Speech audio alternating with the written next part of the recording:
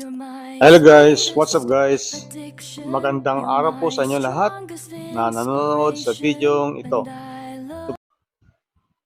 At kung kayo'y baguhan pa lamang sa aking channel guys, pag-pindot lamang subscribe button at notification bell para laging updated sa mga bagong videos ni upload ko sa channel ko sa YouTube. This coming Monday, ano po ang inyong plano po sa Monday po, ma'am? And yung pag-ibo ba niyo pagdating sa SONA is considered po ba a breach from President Ferdinand Marcos po? No comment. Next question po. Wala na lang pag Manila Standard. Ma'am, after ma'am, pagkatapos po nito, ma'am, babalik po ba sa Davao or iko-continue po yung trabaho niyo po sa opisina niyo po sa Mandaluyong? Oo. After itong DepEd turnover, pupunta ako sa Office of the Vice President kasi meron kaming mga activities doon ngayong hapon. Okay. But bibisan po Ma'am, naman yung SONA ano sa yung SONA, ma'am? Davao po ba? Dito. Dito. Consider niyo po ba brief kayo ni, Wait, sandali. Bubukuin ko yung sentence. Dito ako sa Manila manonood ng SONA. Saan po, ma'am? Sa office po? Hindi po, wala pa nagawa yung aking schedule for Monday. So, pero ang sigurado ako ay nandito ako sa Manila ma'am, kumusta po ngayong yung Monday. PBBM? Kumusta naman po? Okay naman. Oo. Okay lang po, ma'am. Wala pong issue with PBBM po. Okay naman yung relationship namin ni President Marcos. Ma'am, last question, please. Meron po bang possibility po na ma-hire niyo po yung inyong mga ilang undersecretary sa opisina po ninyo, ma'am? Or That is a question na bagay kay Senator Angara kasi siya sa inyo po, ma'am? Yung mga doon sa OVP. Opo. Merong isa na Assistant Secretary na sasama siya sa akin sa Office of the Vice President because magkasama kami sa trabaho since 2007. Last question po. Comment po doon sa conviction kay Franz Castro. Yung sa conviction ni Franz Castro ng ACT party list, I don't think I can say any more than kung ano yung nakalagay sa decision ng judge noon. Nakalagay doon, she is guilty and convicted of child abuse. Last question, ma'am. Salamat po kay Sen Angara po na mga dapat tutukan priority ng DepEd. Nabanggit ko kanina sa aking mga speech yung mga hindi pa natupad na mga pangarap natin para sa Department of Education. And kanina pagkatapos ng program, sinabi ni Senator Angara kung pwede siya makakuha ng kopya ng speech para mapasadahan niya yung mga pangarap natin para sa Department of Education. May expectations lang po sa SONA sa market from the President. Ma'am, you're saying na Kasi Ano masasabi mo na 20 million Sige lang. yung fund para doon sa SONA ko? kasi para madami silang ma-report sa desk kasi hindi sila pagalitan. Ano? SONA po, ano inaasahan niyo sa SONA, ma'am, sa Monday? Sa SONA sa Monday, meron yang mahaba yung explanation. Meron siyang part 1. Yung part 1 yung DF na sinabi ko. Hindi kasi masyado ina-analyze ng malalim. Pero kailangan siya i-analyze ng malalim. Next question. Masasabi niyo 20 million? Yung sabi ko na, paulit-ulit kung bakit. Masasabi mo na 20 million daw yung fund para naman yung SONA coverage. Hindi ko masagot kasi hindi ako part ng House of Representatives, House of Cards. Ma'am, moving forward na lang po. Ano Sige. po ang mga tututukan ng OVP po na program? Yes, sir. Saan po spend lang yung Brigada Eskwela kung if ever po, ma'am? Or di na po ba kayo? Ay, tapos na. Kahapon. Meron po tayong national program sa kick-off ng Brigada Eskwela kahapon sa Municipality of Carmen sa province of Cebu. Ma'am, priority sectors po na tututukan ng OVP moving forward.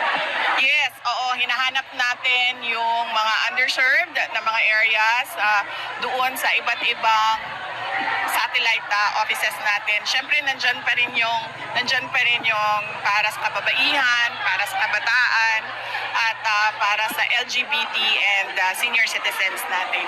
Question po. Ano po yung maasahan ng public for you? Opo, ang susunod nito ay tututukan namin yung mga existing projects ng Office of the Vice President. Una na doon yung mga satellite offices, yung legacy project ng Office of the Vice President since the time of Vice President De Castro, yung medical and burial assistance, at yung Magnegosyo Taday, yung pagbabago advocacy campaign namin, yung libreng sakay. And ngayon na hindi nahati yung oras ko sa dalawang opisina, iniisip namin na magbibigay kami, yung hindi ko nagawa sa Department of Education na legal assistance for teachers, gusto naming buuhin sa Office of the Vice President na lawyers for teachers naman. Partnership with tao po ba to? Parang yung facility, paano masasabi mo? Well, hindi naman natin binabase yung ating mga galaw sa mga surveys, no? Pero nagpapasalamat ako sa ating mga kababayan sa kanilang patuloy na suporta sa unang-una sa Department of Education at pangalawa sa Office of the Vice President. Ma'am, since the leadership was formally turned over to the new secretary, may we now know why you resigned in the first place as Deputy Secretary? I mean, can we know why you...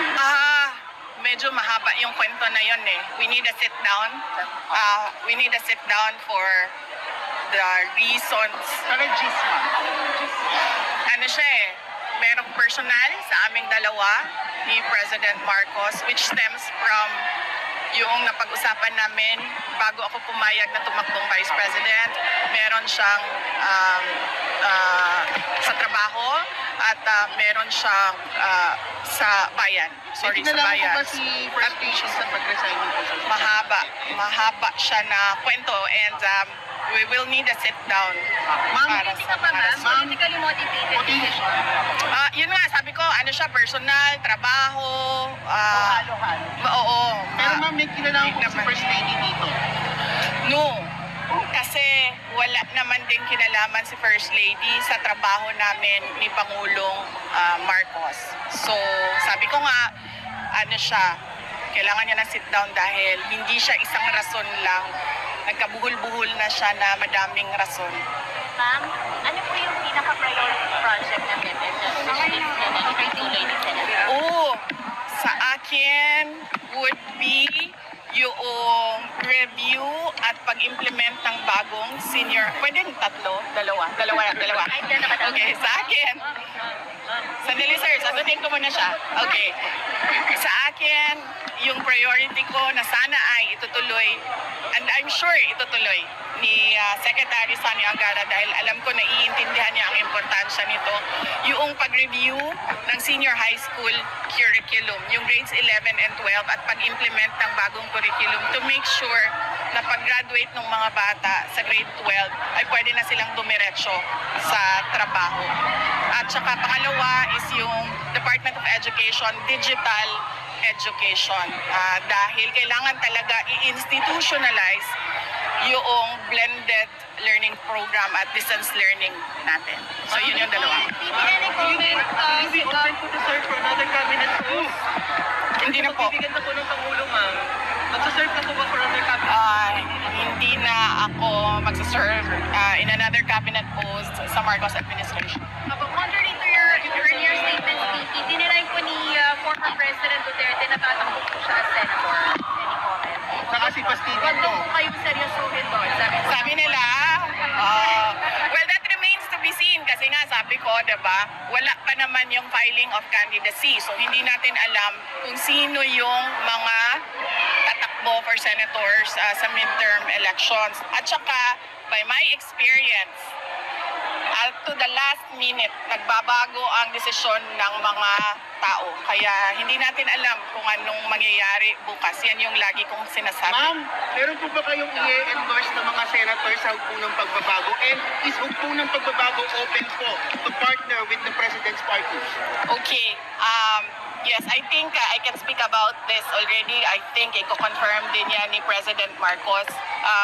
Before ako nag-resign, meron kaming isang meeting kung saan inimbita ako ni President Marcos na sumali, tumulong sa administration para sa mga senator candidates. At sabi ko sa kanya, hindi muna ako sasali sa midterm elections. sa isa namang pagkikita namin ni President Duterte, former President Duterte, by chance nakita kami ni former President Duterte, inimbita din niya ako na mangampanya, tumulong, sumuporta para sa mga candidates ng PDP. So sinabi ko din sa kanya na hindi muna ako sasali sa midterm elections. Kailangan ko kasi muna pag-isipan kung ano yung direction ko sa midterm elections sa susunod na taon. Kaya hindi pa ako handa na sumagot sa kanilang dalawa kung anong gagawin for the midterm elections. Pero meron kaming schedule after ng SONA ni Senator Bongo at ni Senator Bato de la Rosa na mag-sit down at mag-heart-to-heart kaming tatlo. Oh yes, every day. Sa buhay natin, araw-araw nagbabago talaga. In a split second, hindi natin alam na patay na tayo. Diba? Ma'am, nasa lang po. No regrets running DepEd? Oh no! In fact, it is with a heavy heart that I leave the Department of Education. Minahal ko itong trabaho na ito. Minahal ko yung mga kasama ko sa Department of Education. So, meron talaga akong regrets dahil gusto ko talaga tapusin yung kung ano man yung dapat na deliverable. Thank you for watching, guys. Just click on my YouTube channel, Al Johnny Rick.